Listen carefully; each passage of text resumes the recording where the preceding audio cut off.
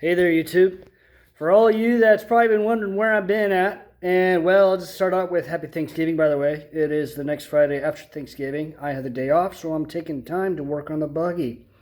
Let me get this turned around. Let's not waste any time. Like always, how y'all doing? Anyways, engine is fully back in, clutch is in, and I was also able to make a modification to the throttle body to get it to close more on the flapper. Well, you can't really see it, but basically I'm having a high idle problem. So I fixed the high idle problem, and in doing so, I smoothed this motor out so much, and it allowed for a smoother clutch engagement down low.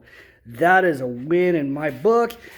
And when I was retuning it, I noticed a lot of fuel was pulled out. This is the base fuel map. It pulled an enormous amounts of fuel down low in the idle region and low RPM operation region just by changing the throttle body and the way it closed. I basically got to where the flapper closes more, restricts the airflow, which increases the vacuum, which decreases the amount of fuel and smooths the motor out.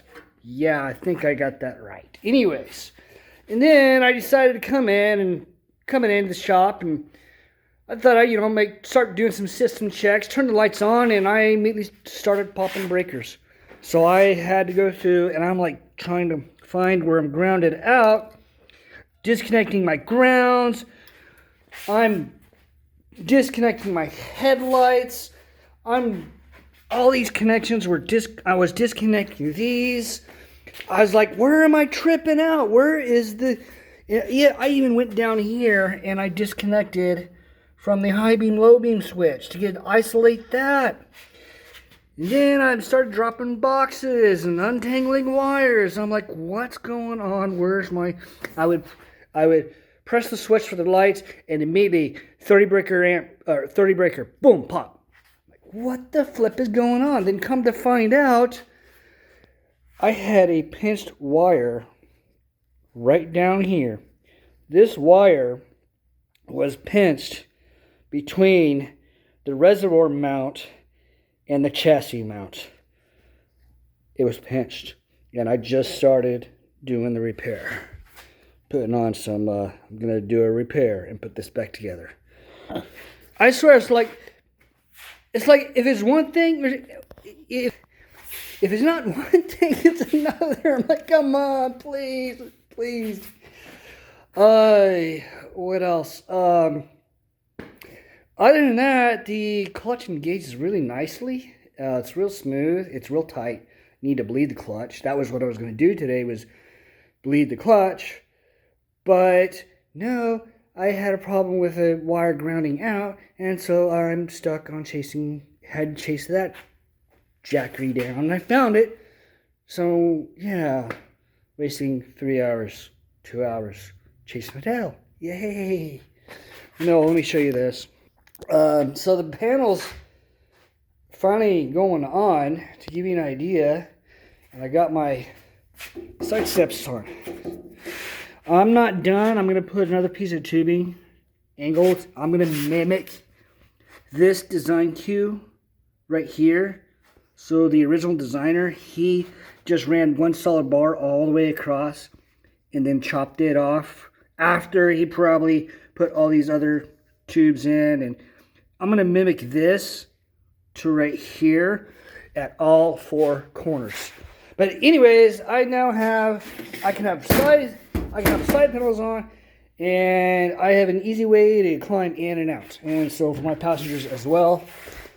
The only panels right here, that one has to be reinstalled, and the other panel on the other side needs to be reinstalled, and they're sitting over there. Other panels were removed because I was chasing wire gremlin, and those panels can go back on. And other than that, that's where we were at. So today was going to be bleed the clutch and maybe just go for a drive, but then the wire, yeah, that's how it snowballs, man. That's hot rod life. I got some time. What I do? Oh, I added the. This is a pressurized system, and the device is way down there. Let me see if you can see it right there. You see that? See that? Focus. Focus. Here we go. Right there. That reservoir right there.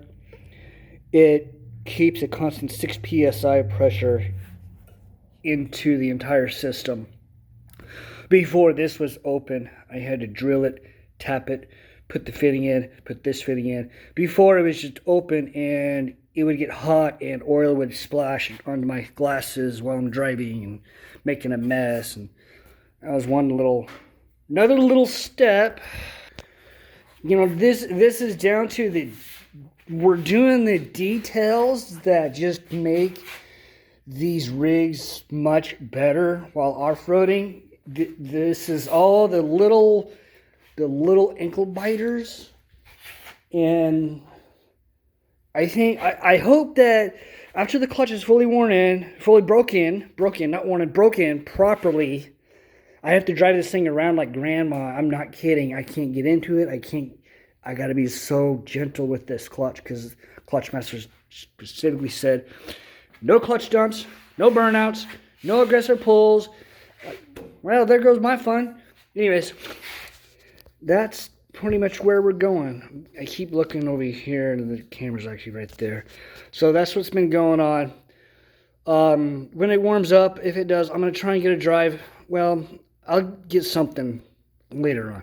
Hopefully, we get the tires on. I'm going to pull the trailer out. I'm going to service the trailer, get the trailer ready, and this summer, maybe this winter, let's go hit some trails, okay?